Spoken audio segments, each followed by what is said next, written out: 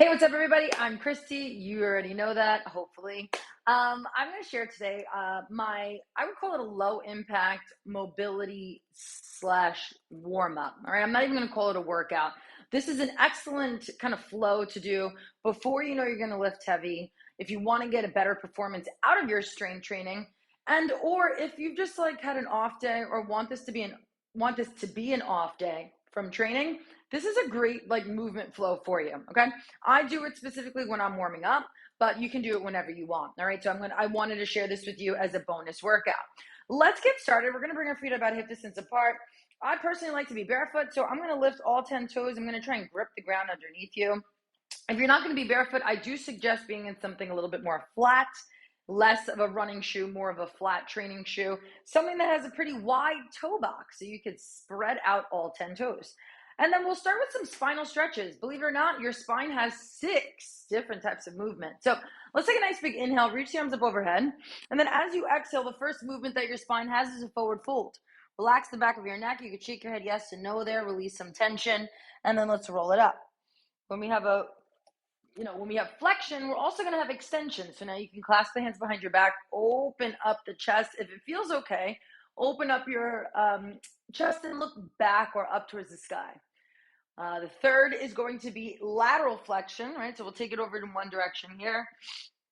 I like to think about pushing that hip off the center of gravity, and then we'll switch sides, right? So if you did it on the other side, pushing that hip, right? This is the fourth, right? So lateral flexion in the opposite direction. And then while we're standing, I'm just going to look over my right shoulder. I'm trying to rotate as much as I can.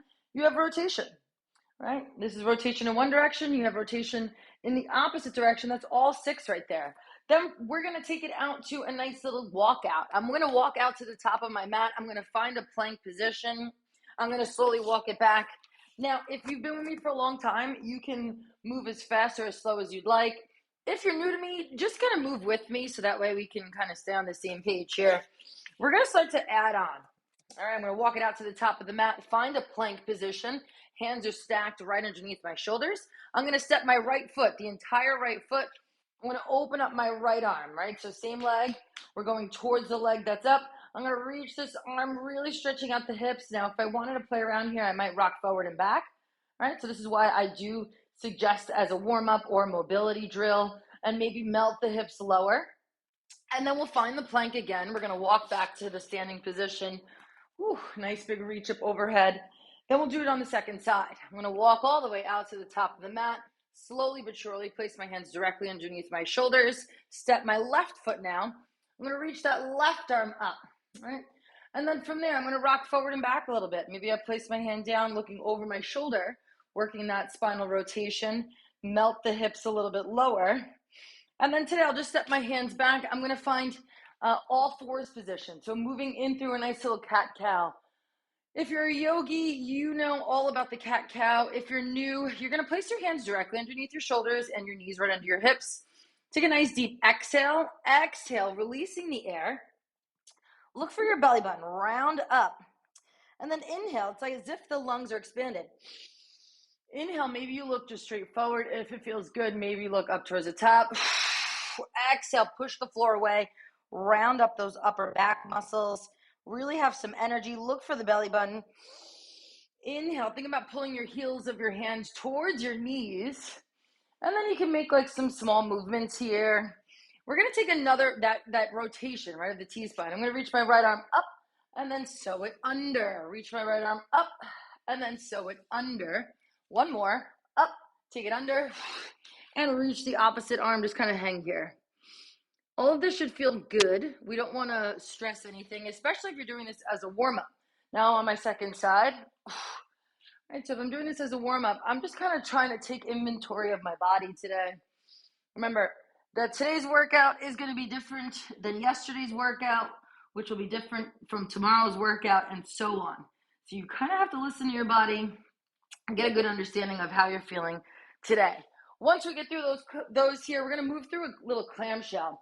Let's roll all the way down to the side of the body here, kind of like a stretched out fetal position. I am going to cradle my head in my hands. I'm going to click my heels together. So right away, my knees are stacked over one another. Click the heels together. Now, I want you to focus on this here, my side of my core, which is my obliques.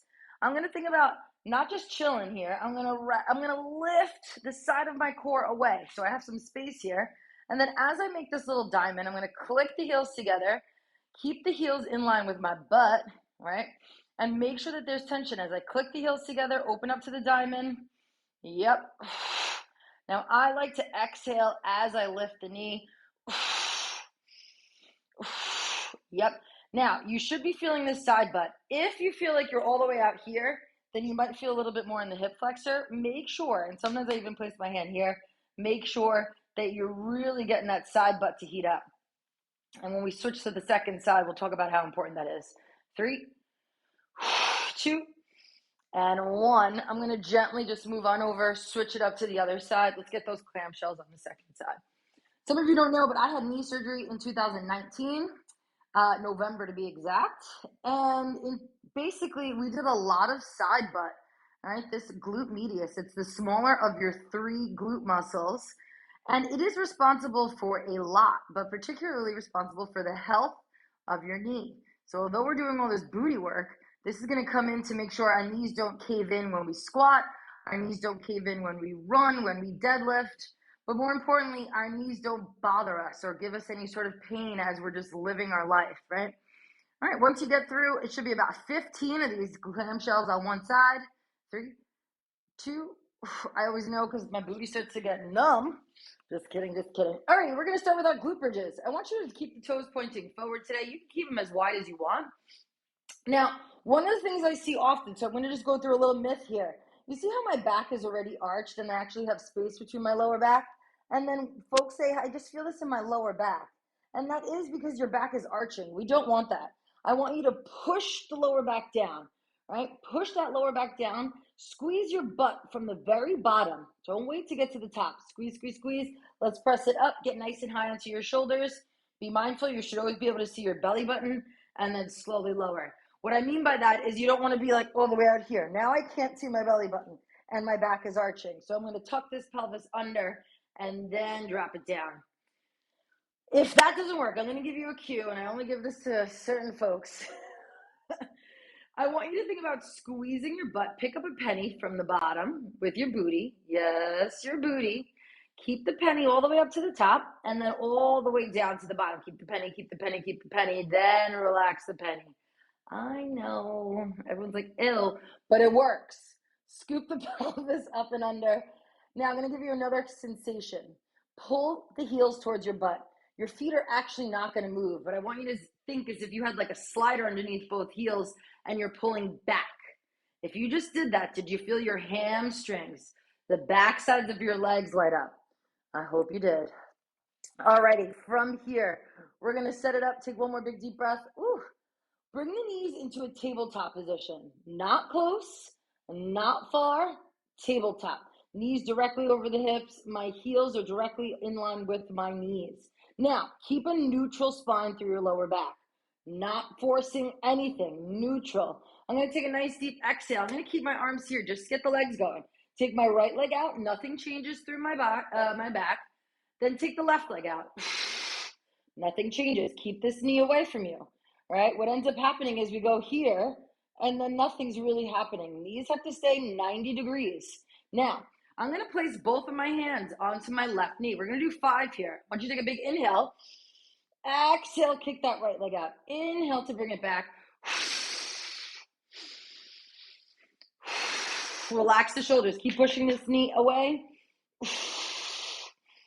One more. Switch right away. Set yourself up. Hands going to be pushing against the knees over the hips. Exhale.